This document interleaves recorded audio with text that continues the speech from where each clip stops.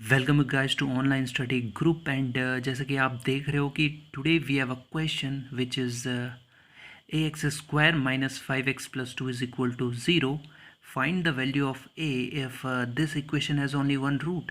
तो हमारे पास एक क्वाड्रेटिक इक्वेशन है और हमें इसमें ए की वैल्यू फाइंड आउट करनी है. और जो हमारे पास गिवन है वो खाली ये है कि हमारे पास जो ये इक्वेशन दी है इसका केवल एक ही रूट है. सो हम इसे कैसे फाइंड आउट करेंगे. आप इस वीडियो को पॉज कर सकते हैं यहीं पे ही और इसका आंसर आप अपनी कॉपी पे निकाल सकते हैं. जब आप आंसर निकाल लेंगे उसके बाद आप इस वीडियो को देखना. क्वेश्चन सॉल्व करने से पहले मैं आपको क्वाड्रेटिक इक्वेशन के कुछ बेसिक कॉन्सेप्ट बता देना चाहता हूँ. तो क्वाड्रेटिक इक्वेशन के मैक्सिमम कितने रूट होते हैं. क्वाड्रेटिक इक्वेशन के मैक्सिमम 2 रूट्स होते हैं और इसका ग्राफिकल रिप्रेजेंटेशन कुछ इस टाइप से होता है. अगर मैं ड्रॉ करता हूँ यहाँ पे तो ये लेट्स सपोज ये एक्स एक्सिस है और ये वाई एक्सिस है. और अगर मैं किसी क्वाड्रेटिक इक्वेशन को ड्रॉ करूँ तो उसका पैराबोलिक शेप होता है. पैराबोलिक शेप मैं आपको पिछले वीडियो में बता चुका हूँ कि पैराबोलिक शेप कैसा होता है. बिल्कुल यू और वी के बीच की शेप का. तो वो कुछ कुछ इस टाइप से होता है ना. और ये जो कर्व है ये एक्स एक्सिस को कितने टाइम काट रहा है. ये एक्स एक्सिस को काट रहा है 2 टाइम्स. मतलब जो ये पैराबोलिक शेप है या फिर ये क्वाड्रेटिक इक्वेशन का जो एक ग्राफिकल रिप्रेजेंटेशन है इसके 2 रूट्स होंगे. जो कि रूट्स का बेसिक मतलब यही होता है कि वो एक्स एक्सेस को कितने पॉइंट पे काट रही है ना. ये एक्स एक्सेस को इंटरसेप्ट कर रही है 2 टाइम्स. मतलब ये जो ग्राफ है इसके 2 रूट्स होंगे. लेकिन क्वेश्चन में जो हमारे पास इक्वेशन दी है इसके कितने रूट लिए हैं. खाली 1 रूट है. तो इसका ग्राफ कैसे बनेगा. इसका ग्राफ कुछ ऐसे बनेगा. ये खाली एक ही पॉइंट पे टच करेगी तो वो कुछ ऐसे हो सकता है. अब आप कहेंगे सर आपने ये खाली ऊपर के लिए क्यों बनाया. ये नीचे के लिए भी तो बन सकता है. तो नीचे के लिए मैंने इसलिए नहीं बनाया क्योंकि ये जो ए है ये ए की वैल्यू डिपेंड करती है कि जो ये शेप होगा ये ओपन अपवर्ड होगा या ओपन डाउनवर्ड होगा. ये वाली चीज़ें मैं आपको प्रीवियस वीडियो में बता चुका हूँ. तो अब इस क्वेश्चन को सॉल्व करते हैं. जैसे कि हमें पता है जो क्वाड्रेटिक इक्वेशन होती है उसके दो रूट होते हैं. लेट्स सपोज वो 2 रूट हैं अल्फ़ा और बीटा. उनका रिलेशन होता है क्वाड्रेटिक इक्वेशन के कांस्टेंट के साथ में है ना. तो वो जो रिलेशन है उसमें से पहला है alpha plus beta equal to minus B upon A. और सेकंड जो रिलेशन है वो है alpha beta equal to C upon a, where this b is representing the coefficient of x and this a is also representing the coefficient of x square. On the other hand, this c is representing the constant term, and you know that alpha and beta are the roots of the quadratic equation. अब इस question में जैसे कि हमें बताया कि इसमें खाली 1 रूट है तो लेकिन हमने तो यहाँ पे 2 रूट लिए ना. तो हम क्या करेंगे इस b को रिप्लेस कर देंगे अल्फ़ा से. तो ये इक्वेशन कुछ ऐसे बनेगी. सॉरी ये इक्वेशन कुछ ऐसे बनेगी. ये भी अल्फ़ा हो जाएगा तो ये बन जाएगी 2 alpha equal to minus B upon A. और ये भी रिप्लेस हो जाएगी अल्फ़ा से. तो alpha multiply alpha is equal to alpha square. तो alpha square equal to C upon A. अब मैं क्या करूँगा बी और ए और सी की वैल्यू को क्या करूँगा इसमें पुट करूँगा. तो ये जो माइनस बी है बी की वैल्यू क्या है. बी क्या है b is coefficient of x. तो यहाँ पे कोफिशिएंट ऑफ एक्स क्या है 5 और -5. यस -5. एक माइनस यहाँ पे पहले से ही है. -5 वैल्यू है बी की. तो माइनस माइनस का प्लस हो जाएगा और यहाँ पे आएगा 5 अपॉन ये ए ही है तो यहाँ पे आएगा 5 अपॉन ए. नाउ यहाँ पे क्या आएगा सी कितना है 2. यस +2. तो यहाँ पे क्या आएगा 2 अपॉन ए. तो हमारे पास यहाँ पे 2 इक्वेशन आ गई हैं जिसमें 2 अल्फ़ा इज इक्वल टू 5 अपॉन ए और अल्फ़ा स्क्वायर इक्वल टू 2 अपॉन ए होगा. तो ये इक्वेशन 2 हो गई हमारे पास. इक्वेशन फर्स्ट से देख लें तो इक्वेशन फर्स्ट से हमारे पास आएगा ये ए है. ए को मैं लेफ्ट हैंड साइड लेके जाऊँगा तो क्या हो जाएगा alpha a is equal to 5 upon 2. ये जो 2 है ये राइट हैंड साइड पे आके अपॉन में जाएगा तो alpha a equal to 5 upon 2. और सेकंड वाली इक्वेशन से हमारे पास आएगा alpha square a is equal to 2।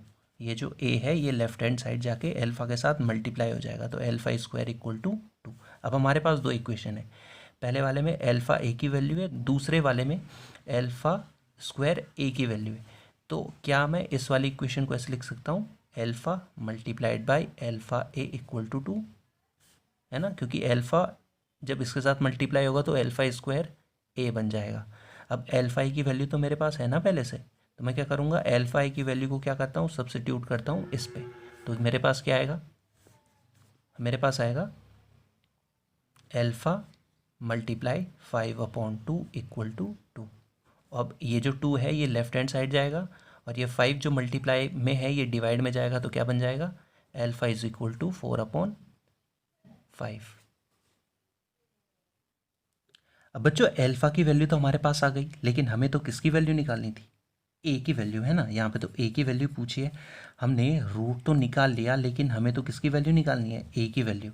तो मैं क्या करूँगा, जो ये वैल्यू आई है एल्फ़ा की, वो मैं सब्स्टिट्यूट कर देता हूँ इस इक्वेशन पे। तो एल्फ़ा की जगह मैं लिख लूँगा 4/5, तो ये कितना हो जाएगा, 4/5 multiply by a equal to 5/2, है ना।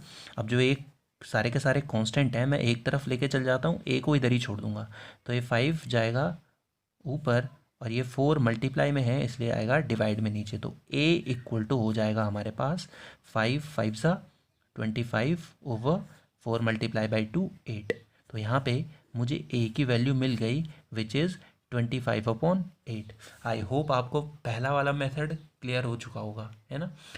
इसी क्वेश्चन को हम दूसरे वाले मेथड से भी कर सकते हैं, उस वाले दूसरे मेथड को देखते हैं। So we will do this question by the another method which is known as by quadratic formula. Do you know what is quadratic formula? It is also known as Sridharacharya formula. If you don't know that, let me tell you. It is minus b plus minus under root b square minus 4ac over 2a। अब इस वाले equation में ऐसी क्या बात है, इस वाले फॉर्मूले में ऐसी क्या बात है कि जिससे हम इसकी वैल्यू फाइंड आउट कर लेंगे इजीली। आप ये देख रहे हो अंडर रूट के अंदर जो ये लिखा हुआ है, जो कि है बी स्क्वायर माइनस 4ac, तो बी स्क्वायर माइनस 4ac को हम एक चीज़ और कहते हैं, जिसे कहते हैं डिस्क्रिमिनेंट। डिस्क्रिमिनेंट डी से हमें ये पता चलता है कि जो इक्वेशन, जो क्वाड्रेटिक इक्वेशन हमारे पास है, उसके जो रूट आएंगे हमारे पास, दो रूट होता है ना, तो वो दो रूट कैसे होंगे, रियल नंबर होंगे या फिर इमेजिनरी नंबर होंगे। वो कैसे पता चलेगा, अब हमें वो चलेगा डी की वैल्यू पे। अगर ये डी की वैल्यू ग्रेटर देन ज़ीरो आती है तो जो हमारे पास दो रूट होंगे वो दोनों के दोनों रूट होंगे रियल रूट्स। और ये डी की वैल्यू अगर लेसर देन ज़ीरो होती है भाई, तो क्या होगा, अगर ये डी की वैल्यू लेसर देन ज़ीरो होती है तो हमारे पास आएगा कॉम्प्लेक्स नंबर, कॉम्प्लेक्स रूट। अब आप कहेंगे सर ये कॉम्प्लेक्स क्या होता है? कॉम्प्लेक्स रूट्स या फिर कॉम्प्लेक्स नंबर वो नंबर होते हैं, ये रियल है। कॉम्प्लेक्स रूट्स वो नंबर होते हैं जो मिक्सचर होते हैं इमेजिनरी नंबर का और रियल नंबर का, है ना। और रियल नंबर और इमेजिनरी नंबर आपको पता होंगे कि रियल नंबर और इमेजिनरी नंबर क्या होते हैं, ठीक है, ये हम पहले से ही पढ़ते आ रहे हैं। अब डी की वैल्यू अगर ज़ीरो के इक्वल होती है तो क्या होगा, अगर डी की वैल्यू ज़ीरो के इक्वल होती है तो हमारे पास दो रूट्स आएंगे जो कि होंगे इक्वल रूट्स। जो दो रूट दोनों के दोनों हमें मिलेंगे ना, वो कैसे होंगे, इक्वल रूट्स होंगे। अब जैसे कि हम पहले से क्वेश्चन में ही पढ़ते आ रहे हैं कि इस इक्वेशन का जो इक्वेशन हमारे पास है ax² - 5x + 2 = 0, इसका खाली एक ही रूट है। तो जब एक ही रूट होगा तो हम क्या करेंगे, ये इस वाली कंडीशन को फॉलो कर रही है ना हमारी थर्ड वाली कंडीशन को, तो जब ये थर्ड वाली कंडीशन को फॉलो कर रही है तो हम क्या करेंगे, इस b² - 4ac को इक्वल रख देंगे ज़ीरो के, और हमारा आंसर आ जाएगा, क्योंकि हमें b की वैल्यू भी पता है, a की वैल्यू हमें फाइंड आउट करनी है, और c की वैल्यू भी हमें पता है, तो करते हैं। तो अब हम क्या करेंगे, b square minus 4ac which is also known as discriminant, इसको इक्वल टू रख लेंगे 0 के। हमें पता है b की वैल्यू हमारे पास है विच इज़ -5, तो -5 का स्क्वायर आ जाएगा यहाँ पे, है ना। माइनस की जगह -4 मल्टीप्लाई बाय a की वैल्यू हमें फाइंड आउट करनी है, तो a, और c हमारे पास कितना है 2, तो दिस इज़ इक्वल टू 0। तो हमारे पास क्या आएगा, -5 का स्क्वायर कितना होता है, -5 का स्क्वायर होता है 25, -4 multiply by 2 which is 8a equal to 0। अब हम a की वैल्यू निकालेंगे तो 8a इक्वल टू कितना हो जाएगा हमारे पास 25, और a इक्वल टू हो जाएगा 25/8। आई ना, ये a की वैल्यू उतनी आई है जितनी हमारे पहले मेथड से करने पे आई थी, और मेरे को लगता है कि ये जो सेकंड मेथड हमने करा है ये और भी ज़्यादा इजी था फर्स्ट वाले मेथड से। नाउ आई होप आप इस टाइप के क्वेश्चन करना सीख चुके होंगे। इसी टाइप का एक और क्वेश्चन है जो कि मैंने आपको स्क्रीन पे दिख रहा होगा, ये क्वेश्चन आपके लिए है। आप ये क्वेश्चन सॉल्व कीजिए और मुझे बताइए कि इसकी वैल्यू कितनी आ रही है।